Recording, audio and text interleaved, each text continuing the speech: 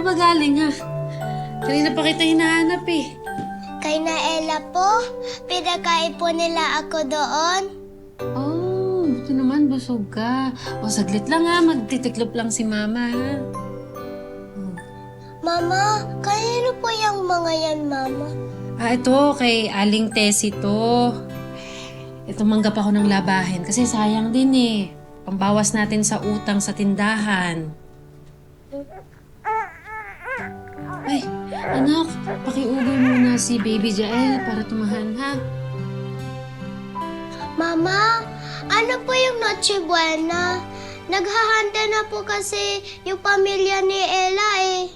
Ah, anak, ang Noche Buena, yun yung pagsalo-salo ng pamilya bago ang araw ng Pasko.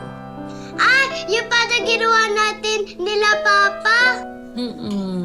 Pero kina Ella, may fried chicken, may spaghetti, at ang daming regalo. Tayo, chichirya lang.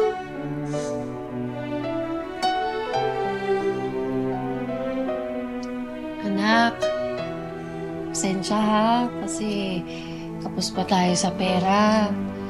Pero hayaan mo, next time, ang dami nating ihahanda na masasarap. May cake pa.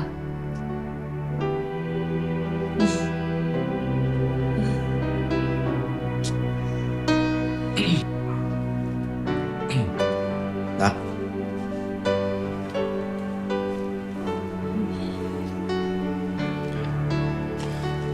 Anak. Di ba natin kailangan ng mag-aarbong Noche Buena? Di natin na kailangan ng maraming pagkain. Ang mahalaga, kakasama tayo. Yung masaya tayo. Malusog. Ako at ikaw. Simple lang pero masaya tayong lahat. Opo, Papa. Yan ang totoong blessing ng Pasko natin. Pero kita mo tong dala ko. Opo. Hindi naman tayo pagsasaluhan mamayang gabi. Meron ako bona. At meron din paborito mong chichirya. Chicken flavor to, ha? Gusto mo liempo? Opo. Liempo! Teka nga, meron pa akong liempo dito. Meron akong liempo!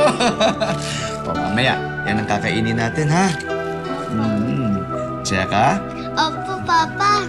Ako din. Sa paglipas ng panahon, napagtanto na ni Wilma na hindi talaga kayang panindigan ni Obet ang pagtataguyod sa kanilang pamilya. Kaya labagman sa kanyang kalooban na masukan siya sa spa bilang isang masahista. Ang hindi batid ni Wilma, lalo pala itong magiging sanhi ng mas madalas na pagtatalo nilang mag-asawa, dahilan para bumalik sa pagiging lasenggo ni Obet. Saan ba yung tatay mo, ha?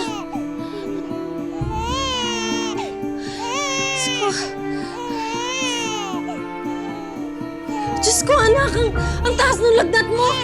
Anak, kunin mo yung baby bag ni Baby Jael. Dadali natin siya sa ospital.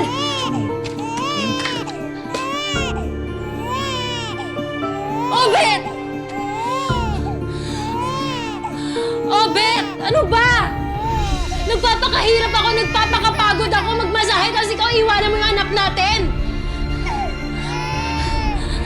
Bumangon ka dyan!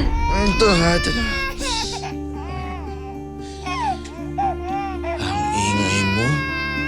Kapag may nangyaring masama dito kay Baby Jael, ikaw ang may kasalanan! Halika na, anak!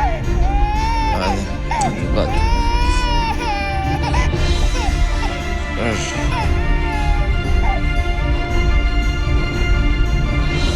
Tama talaga yung sinasabi ng mga matatanda. Na kapag nag-asawa ka, hindi yun tulad ng mainit na kanin na kapag sinubo mo at napaso ka, pwede mo nang iluwa basta. Lalim ng hugot mo, ah. Ba't di mo na lang iwan yung asawa mo? Ang importante, magkasama kami at nagmamahalan. Buti sana kung nakakabusog yung pagmamahal. Bago gumana ang puso, sikmura muna ang dapat lamanan. Sa bagay, meron ho kayong punto. Sir, Kailangan mo ng pera, di ba? Para sa baby mo.